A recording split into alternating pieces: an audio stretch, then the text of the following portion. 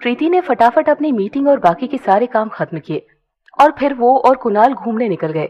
दोनों ने साथ में बहुत एंजॉय किया और ढेर सारी शॉपिंग भी की। अच्छे से रेस्टोरेंट में साथ में डिनर किया और फिर रात में थक कर होटल रूम में आकर लेट गए। इस कमरे में हम दोनों ही है ना? कुणाल ने कृति की तरफ देखते हुए पूछा। हाँ, क्यों? कृति ने जवाब दिया। फिर तुम इतनी दूर क्यों लेटी हो? थोड़ा पास आओ ना, कुणाल उसे अपनी तरफ खींचते हुए कहने लगा। तो कृति मुस्कुराकर उसके गले में हाथ डालते हुए बोली, अच्छा जी। हाँ जी, और वैसे भी अब तक तुमने मुझे मनाया भी नहीं है, कुणाल ने रोमांटिक होकर कहा। तो कृति उसे छेड़ते हुए बोली, नहीं, मैं तो नहीं मना रही। कोई नहीं, फिर मैं ही मना लेता हूँ। ये कहते हुए कुणाल कृति को नीचे करके खुद उसके बगल में लेटकर उसके गालों को चूमने लगा। कृति ने शर्माते हुए अपनी आंखें बंद कर ली तो कुणाल उसके गालों को छूते हुए उसकी आंखों को चूमने लगा। कृति की सांसें अब तेज होने लगी, इसीलिए उसने खुद पर नियंत्रण पाने के लिए बेडशीट को अपनी मुट्ठी में भर लिया।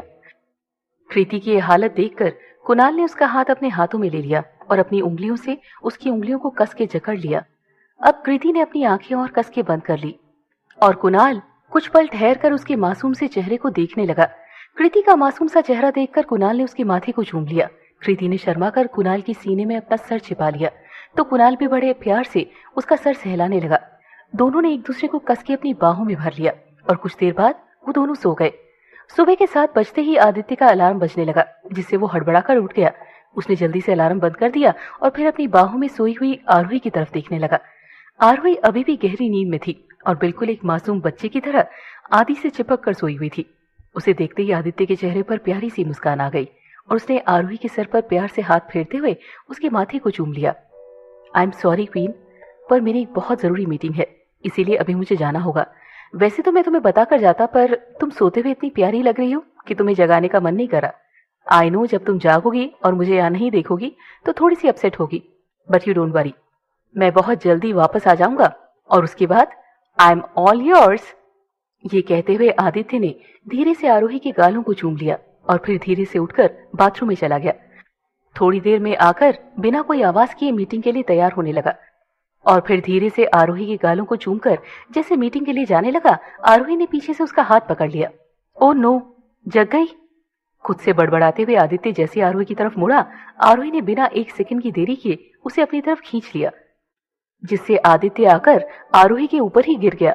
और इससे पहले आदित्य कुछ समझ पाता, आरोही ने उसके गले में बाहें डालते हुए उसे कैद कर लिया। कहाँ जाने की तैयारी हो रही है? आरोही ने आंखें मटकाकर पूछा तो आदित्य मासूम सा चेहरा बनाते हुए बोला, प्लीज डोंट डू दिस आरोही, मेरी बहुत जरूरी मीटिंग है। हाँ तो मैं कहाँ कुछ कर रही हूँ? आरोही ने शरारती अंदाज में उसे और करीब लाते हुए कहा।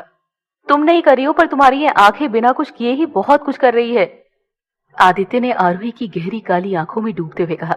तो आरोही उसे और कस के पकड़ते हुए बोली, अच्छा क्या कर रही है मेरी आंखें? मुझे अपनी तरफ खींच रही है, कैद कर रही है मुझे, दीवाना बना रही है मुझे अपनी खूबसूरती का, आदित्य ने आरोही की आंखों में खोकर कहा। तो आरोही बड़ी मासूमियत से बोल पड़ी, तो फिर हो जाओ ना इसमें कैद, क्यों जा रहे हो? जाना पड़ेगा ना क्वीन, वरना अब तक की सारी मेहनत बर्बाद हो जाएगी। ये कहते हुए आदित्य खुद को छुड़वाकर जाने लगा, पर आरोही ने जल्दी से उठकर उसे पीछे से हक कर लिया। यूं ही पहलू में बैठे रहो, आज जाने की जिद ना करो, आरोही गुनगुनाने लगी तो आदित्य भी मुस्कुराकर उसका चेहरा अपने हाथों में लेते हुए गाने लगा। हाय मर जाएंगे, हम तो लुट जाएंगे, ऐसी बातें किया ना करो। आदित्य ने आरोही के माथे को चूम लिया तो आरोही बहुत मासूम सा चेहरा बनाते हुए बोली, प्लीज जाना पड़ेगा, पर डोंट वरी, मैं जल्दी आ जाऊंगा। ये कहते हुए आदित्य आरोही के गालों को चूमकर वहां से चला गया। सुबह कृति भी उठकर मीटिंग के लिए तैयार होने लगी। तभी अचानक से कुणाल की आंख खुल गई और वो आराम से तकिया सेट करते हुए उसकी तरफ देखने लगा। जैसे ही कृति की नजर शीशे के जरिए कुणाल पर गई, कुणाल ने तुरंत अपनी आंखें बंद कर ली और फिर से सोने का नाटक करने लगा। इससे पहले कुणाल जगे, मैं जल्दी से जाकर अपना काम खत्म कर लेती हूँ ताकि अपना ज्यादा से ज्यादा वक्त उसके साथ बिता पाऊं। ये सोचकर कृति जैसी बाहर जाने लगी, कुणाल ने उठकर उसे पीछे से हक कर लिया। गुड मॉर्निंग, कृति ने उसके हाथ पर अपना हाथ रखते हुए कहा तो कुणाल रोमांटिक होकर उसकी गर्दन को चूमते हुए बोला, it's not a good morning, in fact this is the best morning of my life. अच्छा जी, पर वो कैसे?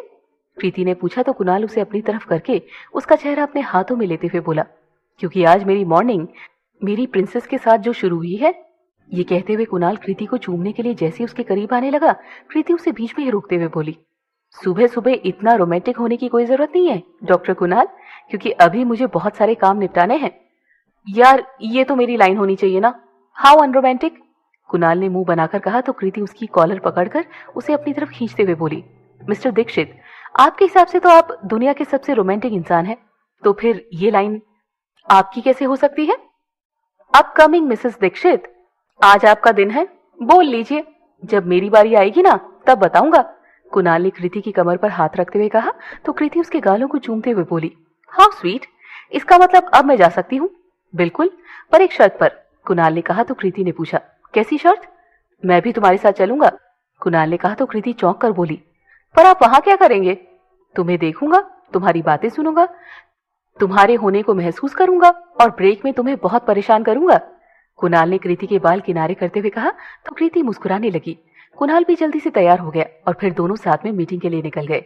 शाम को आदित्य के वापस आते ही आरोही ने उसे कस के गले से लगा लिया और आदित्य ने भी मुस्कुराते हुए उसे अपनी बाहों में भर लिया। आप सोच भी नहीं सकते कि आपको कितना मिस किया मैंने, आरोही ने बुझी हुई आवाज में कहा तो आदित्य मुस्कुराकर उसका सर सहलाते हुए बोला, अच्छा कितना मिस किया? बहुत सारा, आरोही ने कहा तो आदित्य हंसकर उसके गालों को चूमते हुए बोला, अगर मुझे पहले पता होता कि मुझसे दूर रहना तुम्हें इतना रोमांटिक बना देगा तो मैं पहले ही दूर चला जाता तुमसे। आदित्य की बात सुनकर आरोही ने घबराकर उसके होठों पर उंगली रख दी और आदित्य भी चुप होकर उसकी आंखों में देखने लगा। अब अगर दूर जाने का सोचा भी ना तो मुझसे बुरा कोई नहीं होगा। आरोही ने आदित्य का कॉलर पकड़कर उसे अपनी तरफ खींचते हुए कहा तो आदित्य उसकी कमर पर हाथ रखते हुए बोला, अच्छा जी, और कल जो तुम मुझे छोड़कर इंडिया जा रही हो उसका क्या? काम है ना उधर, आरोही ने मायूस होकर कहा तो आदित्य घुमाते हुए बोला, खुद दूर जा रही हो और मुझसे कह रही हो? क्या मैं सच में कभी आपसे दूर जा सकती हूँ? आप तो मेरे दिल की धड़कन बनकर धड़कते हो, मेरे इस जिस्म में रूह बनकर चलते हो, मैं आपसे भला कैसे दूर जा सकती हूँ? आरोही ने आदित्य का चेहरा प्यार से अपनी तरफ करते हुए कहा तो आदित्य मुस्कुराते हुए बोल पड़ा, तो मैं भी तुमसे कहाँ दूर गया था? हर वक्त हर लम्हा तुम्हारा एहसास हमेशा मेरे साथ था और हमेशा रहेगा भी। बस थोड़ा सा इंतजार और आरोही, फिर मैं पूरी दुनिया के सामने तुम्हें पूरे हक के साथ हमेशा हमेशा के लिए अपना बना लूंगा और मैं उस दिन का पूरी शिद्दत से इंतजार करूंगी। आरोही ने आदित्य की आंखों में देखते हुए कहा, आई लव यू आरोही। आदित्य ने आरोही के माथे को चूमते हुए कहा तो आरोही भी उसके गालों को चूमते हुए बोली, आई लव यू टू। वैसे आरोही, आजकल तुम्हें मेरी दाढ़ी चुभ नहीं रही क्या? पहले तो बहुत चुभती थी। आदित्य ने आरोही को छेड़ते हुए कहा तो आरोही मुंह बनाकर उससे दूर हटते हुए बोली, आप लड़कों की ना यही प्रॉब्लम है, प्यार करो तो प्रॉब्लम, ना करो तो प्रॉब्लम। अरे नहीं नहीं, मैं तो बस ये कह रहा था कि अगर नहीं चुभ रही है तो फिर एक और किस मिलेगी। ये कहते हुए आदित्य ने अपना दूसरा गाल आगे बढ़ा दिया, पर आरोही उसे गुस्से में घूरने लगी। नहीं, अगर चुभ रही है तो मैं शेव करके भी आ सकता हूँ, नो प्रॉब्लम, आदित्य ने सकपकाते हुए कहा तो आरोही को हंसी आ गई और उसने हंसते हुए उसके दूसरे गाल पर भी किस कर लिया। चलो फटाफट से तैयार हो जाओ, डिनर के लिए चलते हैं, बाकी का रोमांस बाद में करेंगे, आदित्य ने अपना सर आरोही के सर पर रखते हुए कहा तो आरोही शर्माते हुए बोल पड़ी, आप ही करना रोमांस, और वो भी अपने सपनों में। मेरी सुबह 5 बजे की फ्लाइट है तो मैं तो घोड़े बेचकर सोने वाली हूँ। यार ये गलत बात है, ऐसे डायरेक्ट मना कौन करता है? कम से कम एक होप तो बनी रहती है ना कि डिनर के बाद डिजर्ट भी मिलने वाला है, आदित्य ने उदास होकर कहा तो आरोही मुंह बनाते हुए बोली, मैं नहीं चाहती कि लोग मुझसे कोई झूठी होप रखें। जितना तड़पाना है अभी तड़पा लो मिस आरोही शर्मा, क्योंकि मिसेस आरोही आदित्य मेहरा बनने के बाद ये मौका आपको कभी नहीं मिलने वाला। आदित्य ने आरोही का चेहरा अपनी तरफ करते हुए कहा तो आरोही शर्मा कर उसके गले में बाहें डालते हुए बोली, अच्छा जी, पर मैं तो आपको तब भी ऐसे ही तड़पाने वाली हूँ, पर तब मैं मानने वाला नहीं हूँ। ये शराफत जो मैं आजकल दिखा रहा हूँ ना, ये सिर्फ तब तक की है जब तक आप ऑफिशियली मेरी वाइफ नहीं बन जाती। एक बार हमारी शादी हो गई ना, उसके बाद तो, आदित्य ने कहा तो आरोही शर्मा कर उसके मुंह पर हाथ रखते हुए बोली, कितने बेशरम होते जा रहे हैं ना आप, बनाए भी तुम्ही ने हैं, आदित्य ने हंसते हुए कहा तो आरोही ने मुंह बनाकर पूछा, मैंने क्यों? अरे अब ना तुम इतनी रोमांटिक होती और ना मैं इतना बेशरम होता, आदित्य ने कहा तो आरोही ने मुस्कुराते हुए अपनी नजरें झुका ली।